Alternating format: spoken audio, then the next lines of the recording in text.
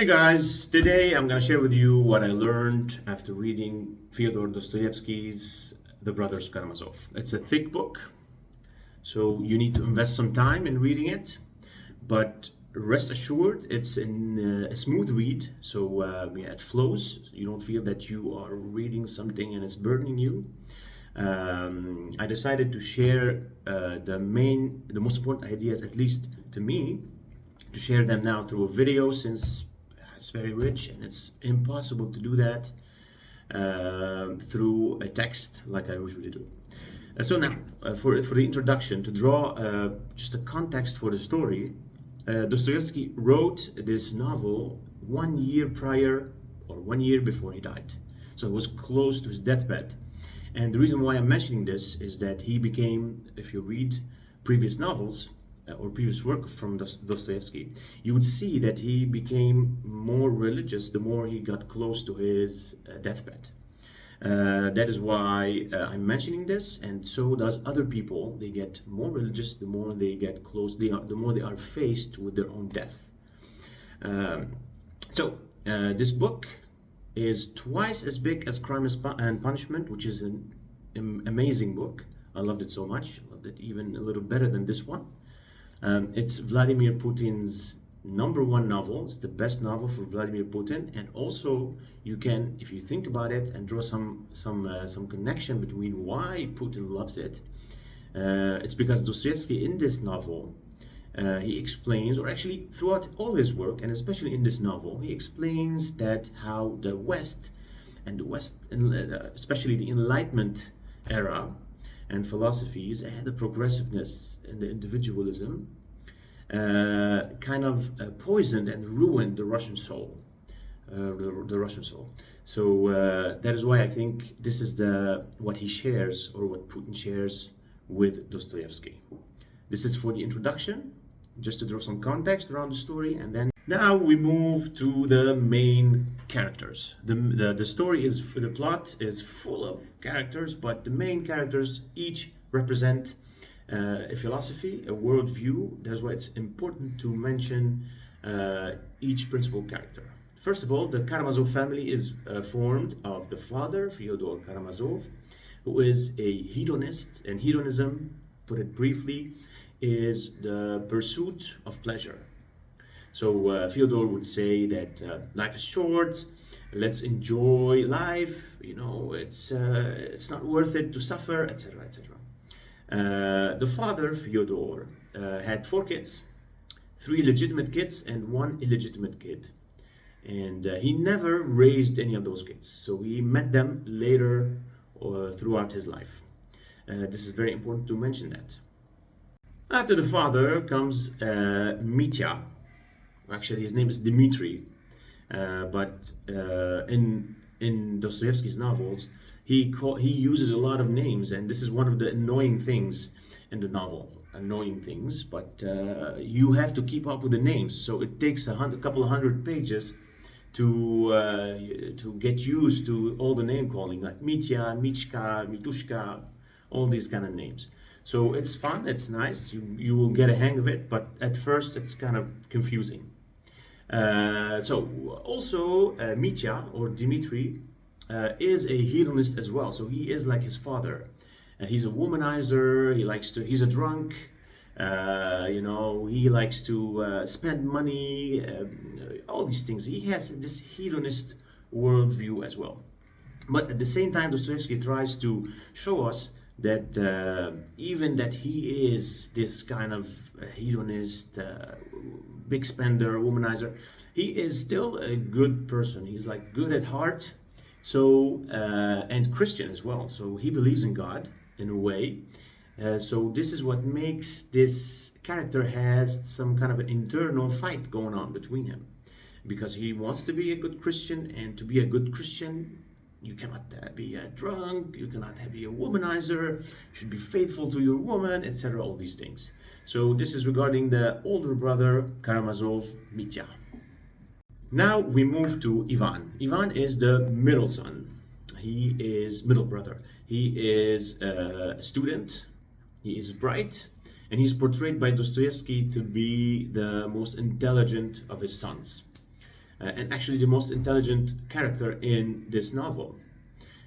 He's a writer, he writes, and he is an atheist as well. He doesn't believe in God.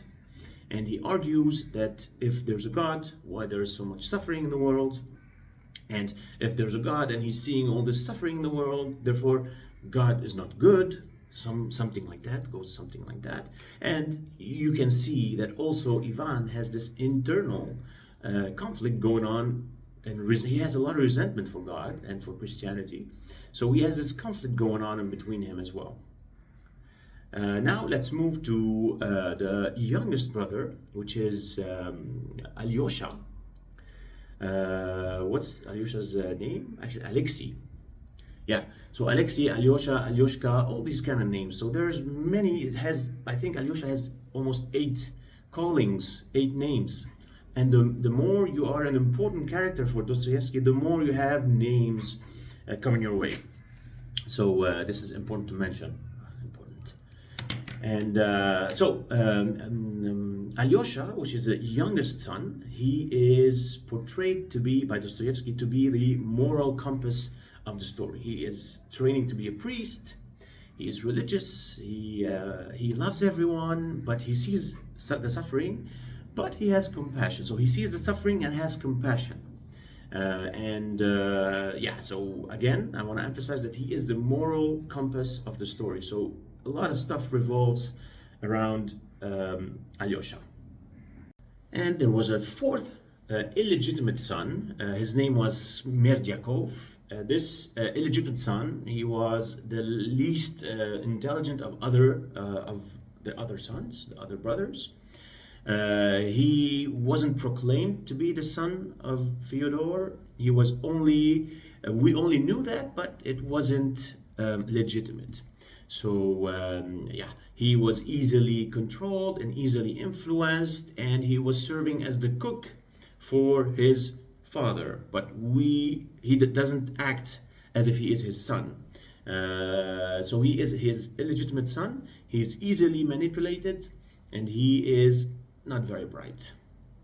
The story hovers around a murder case. The father, Fyodor, was murdered by one of his sons.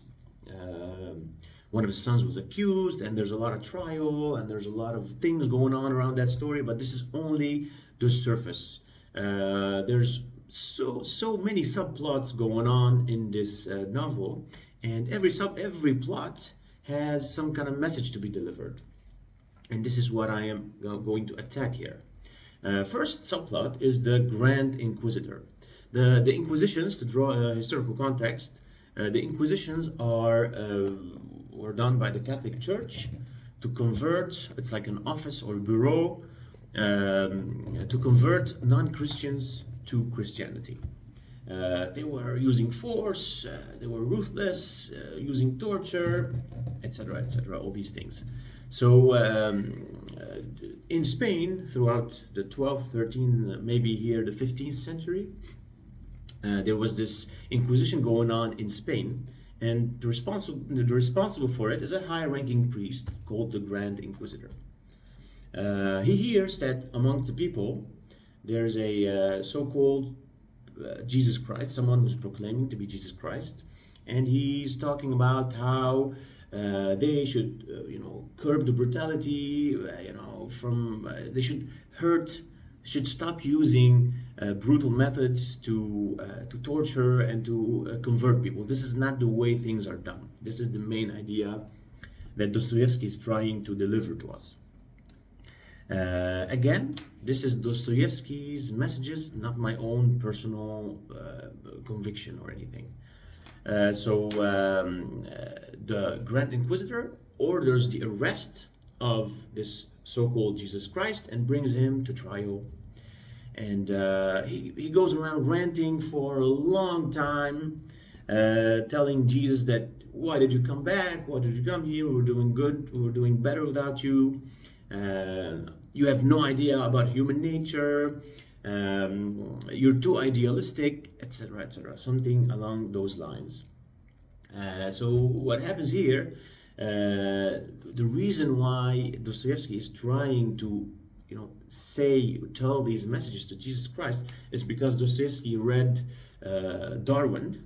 So and he understood from Darwin that human nature is brutal, etc., etc. And the Grand Inquisitor would tell Jesus that with your free will, because Jesus gave the people a free will to choose whatever they want. With your free will, people do not know how to handle it, and eventually they turn into savages. So it's a recipe for disaster. This is the main idea from all the talk and all the rant going on between the Grand Inquisitor and the so-called Jesus Christ. And at the end of this rant, Jesus Christ comes and he says nothing. He says nothing throughout all the plot, and just comes close to the priest and give him a kiss on the cheek, and that's it. So the message here is that love triumphs over rationality and over all these things. This is the main idea that Dostoevsky was trying to deliver. And actually, when the Ivan was telling the story to Alyosha, and he was telling and just narrating the story, and eventually, before the scene ends, Alyosha kisses his brother, just the same way Jesus Christ kisses the Inquisitor in the story. It's kind of funny. The second subplot is there was a character whose name is Father Zosima, who was like a grand priest also, who was the mentor of the youngest Alyosha, so the young brother Karamazov. He's also he's balancing Ivan, the atheist, all the time. So there's this hyper religious person, and there's this atheist. They balance each other in the story. And so Father Zosima dies, and all his followers were expecting that his body will not decay, he will not smell, because he's, like saints, and he will not smell and all these things. So they were surprised that the smell was so terrible when he died in the room that it shook their faith in his holiness. That's exactly how it was portrayed. So also from this subplot, that's a long story. It goes around for maybe 100 pages. But the main message from it is that Dostoevsky also, although he is Christian and he got more religious throughout the end of his life, he still did not believe in miracles and sainthood and holiness and all these things. So he's trying to say that the followers of Zosima, they expected that his body will not decay, but this is not how it goes. He's a human being, and when human beings die, they will smell. So it was very normal to him. That's also what Dostoevsky wanted us to understand from his way of believing. What we notice in the Brothers Karamazov novel is that there's not, for example, there's only 4 male brothers. There's no female sisters, or there's no females in this family. And probably it's because also Dostoevsky believes, he shows that a lot in his writings, that women heal troubled men. So if he would have added a woman in amongst the brothers, he would have lessened the impact of the story and the complications that was happening in the story. So that's an important point to mention as well. And going back to the murder, the father was murdered. He was murdered by one of his sons. The oldest son, Mitya, was accused of the murder. What happens here is that throughout the trials, it shows that Ivan, the middle son, who was the atheist, he was playing a huge role in influencing, what the fuck is his name? Smerdyakov. So Ivan plays a huge role in influencing Smerdyakov. He was telling him all the time that if there's no God, everything is permissible, and what's the purpose of doing good things if there's no God and all these things. Ivan was just ranting, and he was just, kind of unloading his resentment on everyone. And without him knowing, Smerdyakov was influenced and was, kind of brainwashed by this idea that if there's no God, everything is permissible. So he goes around and commits this murder that actually he murdered the father Fyodor, not Ivan. No, sorry, not the oldest brother. Not Mitya, the oldest brother, but Smerdyakov, because of all the pressure that was going on and all the complications that was going on in the story, he goes around and kills himself. So there's no way now in understanding who actually getting to the bottom of this. So it gets super complicated, and Smerdyakov and Dostoevsky wants us to understand something about the legal and justice system. He wants us to know that the justice system is irrational. People do not think rationally when it comes to the justice system, and most of the time it becomes about revenge more than justice. So he wanted to add that, and also he wanted to add that most of the time in real life, people, good people and poor people, suffer. Not the people that have power, not the people who are smart, who are witty. He wants us to understand and to deduct that, for example, the atheist Ivan, he's similar to the power chasing people, the big business owners and big bank owners, that they want to trick the system, they want to cheat the system. And who ends up paying the price? The poor people, the people who are actually good people. He wants to portray that.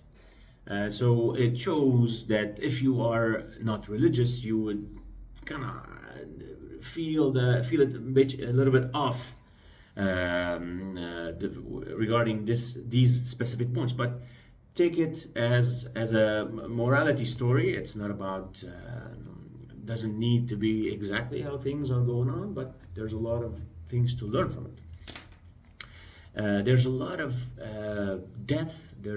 There is this love triangle going on before the murder happened, between the son, the father, between Mitya, Fyodor, and Grudchenka. So they both love Grudchenka. They both want Grudchenka. Grudchenka was playing them. Grudchenka was hurt by another man, so she was playing them. Both.